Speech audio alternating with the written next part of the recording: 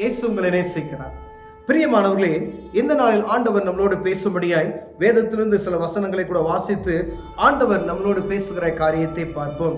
அது தீத்துவின் புஸ்தகம் 2வது அதிகாரம் 2வது வசனம் முதல் 5வது வசனம் வரை வசனங்களை வாசிக்கிறேன். முதிர் வயதுள்ள புருஷர்கள் ஜாக்கிரதையும் உள்ளவர்களும் நல்லொழுக்கம் உள்ளவர்களும் தெளிந்த புத்தியுள்ளவர்களும் விசுவாசத்திலும் அன்பிலும் பொறுமையிலும் ஆரோக்கியம் உள்ளவர்களாய் இருக்கும்படி புத்தி சொல்லு. முதிர் வயதுள்ள ஸ்திரீகளும் அப்படியே பரிசுத்தத்துக்கேற்ற விதமாய் நடக்கிறவர்களும் அவநூறு பண்ணாதவர்களும் மதுபானத்துக்கு அடிமைப்படாதவர்களாய் இருக்கவும் தேவ வசனம் தூசிக்கப்படாதபடிக்கு பாலிய ஸ்திரீகள் தங்கள் புருஷனிடத்திலும் தங்கள் பிள்ளைகளிடத்திலும் அன்புள்ளவர்களும் தெளிந்த புத்தியுள்ளவர்களும் கற்புள்ளவர்களும் வீட்டிலே தரித்திருக்கிறவர்களும் நல்லவர்களும் தங்கள் புருஷருக்கு கீழ்ப்படியவர்களுமாய் இருக்கும்படி அவர்களுக்கு படிப்பிக்கத்தக்க நற்காரியங்களை போதிக்கிறவர்களுமாய் இருக்கவும் முதிர் வயதுள்ள ஸ்திரீகளுக்கு புத்தி சொல்லு. பிரியமானவர்களே, அநேக நேரங்களில் முதிர் வயது உள்ளவர்கள் அவ்வளோதான், முடிஞ்சு எல்லாம் முடிஞ்சு ரிட்டையர்ட் ஆகிட்டே அப்படின்ற ஒரு எண்ணத்துக்கு எல்லாருமே தள்ளப்படுவார்கள். ஆனால் வேதம் சொல்லுகிறது, முதிர் வயது உள்ளவர்களுக்கு அவர்கள் ஜாக்கிரதையாக இருக்கவும் நல்லொழுக்கம் உள்ளவர்களாக இருக்கவும் தெளிந்த புத்தியுள்ளவர்களும் விசுவாசத்தில் அன்பிலும் பொறுமையிலும் ஆரோக்கியம் உள்ளவர்களாக இருக்கும் அவர்களுக்கு புத்தி சொல்லு என்று வேதம் சொல்லுகிறது. ஒரு போதகராக இருக்கிறாங்க, ஒரு விசுவாசியாக விசுவாசத்தில் ஆண்டவரோடு பிணைக்கப்பட்டு இருக்கிறார்கள் அப்படின்னா அந்த தகப்பன், அந்த ஆவிக்குரிய தகப்பன் அவர்களுக்கு வயதானவர்களுக்கு புத்தி சொல்லுன்னு சொல்லப்படுகிறது. வயதானவர்கள் தான் நமக்கு புத்தி சொல்லணும். ஆனால் வேதம் சொல்லுகிறது அவர்கள் தடுமாறுவாங்க. அப்ப வயதான காலத்திலே தடுமாறுவார்கள் என்று எழுதப்பட்டிருக்கிறது. அப்போ அவங்களுக்கு நீ இப்படிலாம் இருக்கணும், புத்தியா ஞானமா தெளிந்த புத்தியுள்ள நல்லொழுக்கம் உள்ளவர்களாய் ஜாக்கிரதையா இருங்க அப்படின்னு சொல்லுவோம். ஆனால் முதியவர்களை நம்ம என்ன செஞ்சிடறோம், அப்படியே ஓரங்கட்ட ஆரம்பித்து விடுகிறோம் பிரியம். ஆனால் வேதம் அவர்களையும் வழி நடத்துவதற்கு ஆண்டவர் வேதத்தில் தெளிவாக எழுதி வைக்கப்பட்டிருக்கிறது. ஒரு வாலிபனுக்கு இப்படி இருக்கணும், வாலிப சகோதரி இப்படி இருக்கணும், திருமணம் ஆனவர்கள் இப்படி இருக்கணும், போதகர்கள் இப்படி இருக்கணும். ஒவ்வொருவருக்கும் ஆண்டவர் அருமையாக அறிவுரை சொல்லப்படுகிறது நாம் பார்க்க முடிகிறது. இங்கு முதிர் வயதுள்ள புருஷர்கள் ஜாக்கிரதைகளாய் இருக்கவும் சொல்லப்பட்டு அது அந்த ஒவ்வொரு காரியத்தின் தெளிவாய் இப்படிதான் நடக்கணும் அப்படின்னு சொல்லி. அப்ப முதிர் வயதானவர்கள் எங்களுக்கு முடிஞ்சு போச்சு அப்படின்னு சொல்லுவதை காட்டிலும் இனிமேல் தான் இருக்கு. ஏன்னா அவர்கள் நிமித்தம் அவருடைய சன்னதிகள் ஆசீர்வதிக்கப்படுவதற்கு தேவ சமூகத்தில் அமர்ந்திருந்து ஜெபிக்கிறவர்களாய் காணப்படும்படி ஆண்டவர் அழைக்கிறார். பிரியமானவர்களே, அவர்கள் முதிர் வயதுள்ள புருஷர்கள் அவர்களால் கூடுமான மட்டும் அவர்கள் மற்றவர்களை நல்ல ஒழுக்கத்துக்கு வழி நடத்துவதற்கு அநேக முதிர் வயதான காரியத்தில் இருக்கிறவங்க புத்தி சொல்வதை மற்றவங்க கேட்க மாட்டாங்க. ஏன்னா ஆவிக்குரிய வட்டாரத்தில் இருக்கக்கூடிய ஆவிக்குரிய அனுபவத்தில் இருக்கக்கூடிய முதிர் வயதுள்ளவர்கள் புத்தி சொல்லும் போது கேட்டுக்கொள்வதற்கு ஆண்டவர் இங்கு பிரியப்படுகிறார். பிரியமானவர்கள், ஏன்னா சாலமோனுடைய ராஜாவினுடைய மகன் யெரொபெயாம் சொல்லுவது கேட்கும், தகப்பனுடைய முதிர் வயதில் இருந்த அதிகாரிகளுடைய சத்தத்துக்கு செவி கொடுக்காதபடிக்கு அவருடைய வாலிபர்களுடைய சத்தத்துக்கு செவி கொடுத்தது நிமித்தமாய் அங்கு ராஜாவை விட்டு தள்ளி ஓடி போகக்கூடிய ஒரு சூழ்நிலை வருகிறது. முதிர் வயதுடைய அந்த அன்பான வார்த்தைகளை அறிவுரைகளை கேட்கும்படியா ஆண்டவர் விரும்புகிறார். அதே போல முதிர் வயது உள்ளவர்களும் நீங்கள் ஜாக்கிரதையா இருக்கணும் அப்படின்னு சொல்லி ஆண்டவர் விரும்புகிறார். ஏன்னா முதிர் வயதிலும் தவறான பாதையில் நடத்துவதற்கு வாய்ப்பு இருக்கிறது.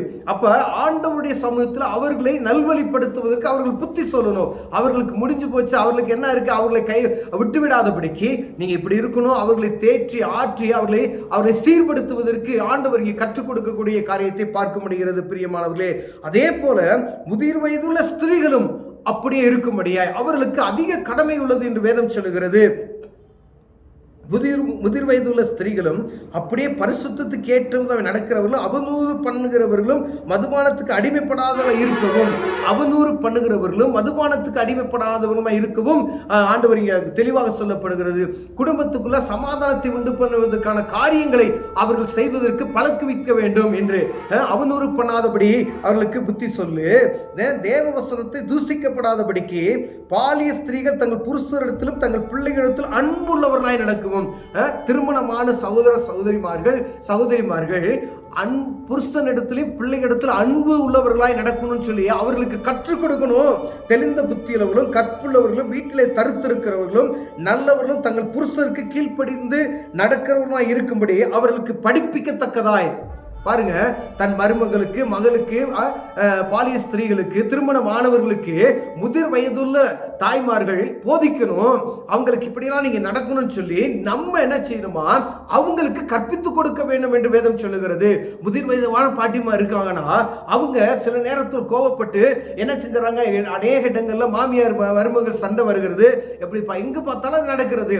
ஆனா ஆண்டவர் என்ன சொல்றாரு, அப்படிப்பட்ட ஸ்திரீகளுக்கு, வயதான பாட்டிமார்களுக்கும் என்ன சொல்லு, நீ புத்தி சொல்லு. எப்படி புத்தி சொல்லுனா, நீ புருஷனுக்கு கீழ்ப்படிந்து நடக்கணுமா, பிள்ளைகளுக்கு அன்புள்ளவர்களாய் நீ நடத்தணும், அப்படி வீட்டில் தருத்தருக்களாய் இருக்கணும்னு சொல்லி வயதானவர்கள் திருமணமானவர்களுக்கு கற்றுக் கொடுக்கத்தக்கதாய் நீ புத்தி சொல்லி அவர்களை வடிப்பித்து நடத்து அப்படின்னு சொல்லி வேதம் தெளிவாக எழுதப்பட்டு இருக்கிறது.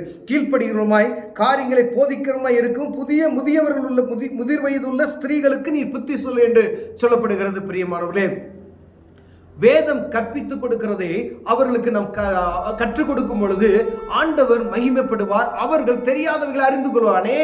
அநேகருக்கு இன்னும் ஆவிக்குரிய சத்தியத்தை அறியாதபடி இருக்கிறாங்க, பைபிள்லாம் வாசிக்கிறாங்க, அநேக காரியங்கள் தெரியாதபடி இருக்கிறாங்க. குடும்பத்துல சமாதானத்தை உண்டு பண்ணுவதற்கு இவங்க நினைச்சாங்கன்னா போதும், ஏன்னா ஒரு சின்ன காரியத்தை அவங்க பெரிய காரியமாக்கிடுவாங்க. அப்ப அவர்களுக்கும் புத்தி சொல்லணும். எப்படி ஒரு தனிப்பட்ட ஒரு மனுஷனுக்கு நம்ம போதிக்கிறோமோ அதே போல முதியவர்களாய் இருக்கிற அந்த வயது சென்றவர்களுக்கும் நம்ம கற்றுக் கொடுக்கணும், பாட்டிமார்களுக்கும் கற்றுக் கொடுக்கணும் என்று வேதம் சொல்கிறது. ஏன்னா இவர்கள் நிமித்தம் குடும்பத்தில் சமாதானம் கெட்டு போகாதபடிக்கு இவர்களுக்கு என்ற ஒரு பங்கு இருக்கிறது என்பதை அவர்கள் உணர்ந்து கொள்ளும்படியாய் அவர்களுக்கும் நீ கற்றுக் கொடுக்க வேண்டும் என்று ஊழியர்களுக்கு சொல்லுகிறது நான் பார்க்க முடிகிறது. பிரியமானவர்களே, எல்லாருக்கும் ஆண்டவர் சமநிலைப்படுத்தி வேதத்தில் எழுதி வைத்திருக்கிறார். வாலிப பிள்ளைகள் நீ எப்படி நடக்கணும்னு சொல்லி ஆண்டவர் எழுதி வைத்திருக்கிறதை நான் பார்க்க முடிகிறது. விசுவாசி இப்படிதான் இருக்கணும்னு சொல்லி, ஊழியர்கள் இப்படிதான் இருக்கணும்னு சொல்லி, அப்ப வயதான இப்படிதான் நடக்க வேண்டும் என்று சொல்லி வேதம் அருமையாய் கற்றுக் கொடுத்திருக்கிறது. அப்ப முதிய வயது ஆயிட்டேன் நானு, எனக்கு ஒரு அவ்வளவுதான் முடிஞ்சு போச்சு நினைக்க முடியாது. நீங்க கற்புள்ளவர்களாய், அமைதியுள்ளவர்களாய், சாந்தமுள்ளவர்களாய், அன்புள்ளவர்களாய் நடக்க வேண்டும் என்று சொல்லப்படுகிறது.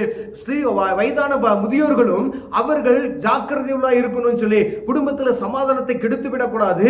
அந்த குடும்பத்தில் இருக்கக்கூடியவர்களை நல்வழிப்படுத்துவதற்கான ஆலோசனைக்காரர்களாய் இருக்க வேண்டும் என்று நாம் தான் அவர்களுக்கு புத்தி சொல்ல வேண்டும் என்று வேதம் சொல்லிக் கொடுக்கிறது.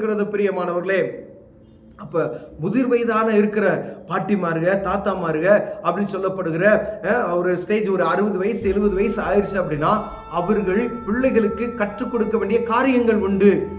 நாம் மறந்து போய்விட்டு அப்படியே இருந்து விடக்கூடாது. நீங்க சின்ன பிள்ளைகளை வழி நடத்தலாம். உங்கள் காரியங்களை ஆண்டவர் நடத்தி வந்த பாதைகளை எப்படி நடத்தி வந்தார் என்று அவர்களுக்கு சொல்லலாம். உங்க பிள்ளைகளுக்கு நீங்க சொல்லிக் கொடுக்கலாம், உங்க பேர பிள்ளைகளுக்கு சொல்லிக் கொடுக்கலாம். அதே போல உங்க மருமகளுக்கு நீங்க என்ன சொல்லலாம், வயதானவங்க இப்படிதான் ஆண்டவர் வழி நடத்துவார், இப்படிதான் நீங்க இருக்கணுமா, கடிந்து கொண்டு புத்தி சொல்லு. சில பேர் கேட்க மாட்டாங்க, எதிர்த்து பேசுவாங்க. ஆனா ஆண்டவர் சொல்லுகிறார், அப்ப நீங்க தேவ சமூகத்தில் அமர்ந்திருந்து தேவ பிரசன்னத்தோடு அவர்களுக்கு நீங்க சொல்லுவீர்கள், மருமக அதை கேட்பா. பரிசுத்த அபிஷேகத்தை மறுபடியும் பெற்றுக்கொள்ளும்படியாய் தேவ சமூகத்தில் அமர்ந்து நீங்க ஜெபிக்கணும். குடும்பங்கள் சமாதானமே வாழனா வயதானவர்கள் தேவ சமூகத்தில் அமர்ந்து ஜெபிக்கணும். ஒருவேளை நான் வேலைக்கு போல, நான் வீட்டில தான் இருக்கிறேன் அப்படின்னு சொல்லுகிறவர்கள், நான் வயதானவங்க, நீங்க தேவ சமூகத்தில் எப்பொழுது ஸ்தோத்திரத்தோடு கூடிய விண்ணப்பத்தை அவருக்கு தெரியப்படுத்த முடியாது ஆண்டவர் விரும்புகிறார். பிரியமானவர்களே, ஏன்னா நீங்க டீச்சரா மாறிடுறீங்க.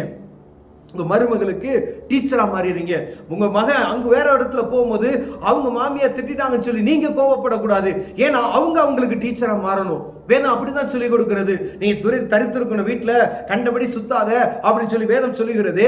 கற்புள்ளவளா இரு அப்படி வேதம் சொல்லுகிறது. இதெல்லாம் நீ போதிக்கணும்னு சொல்லி அப்படி ஆண்டவருடைய பிள்ளைகளுக்கு கத்து கொடுங்க அவங்களுக்கு அப்படின்னு சொல்றாரு ஆண்டவர்.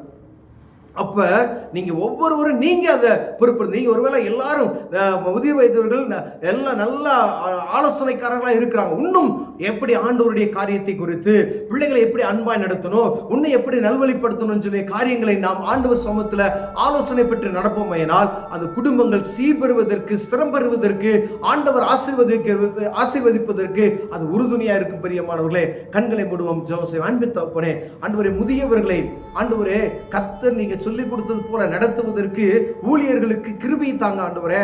அவர்கள் ஏற்றுக்கொள்வதற்கு மன ரம்மியத்தை தரும்படி நான் இயேசுவின் நாமத்தினால ஜெபிக்கிறேன். ஜீவனுள்ள நல்ல பிதாவே, ஆமென்.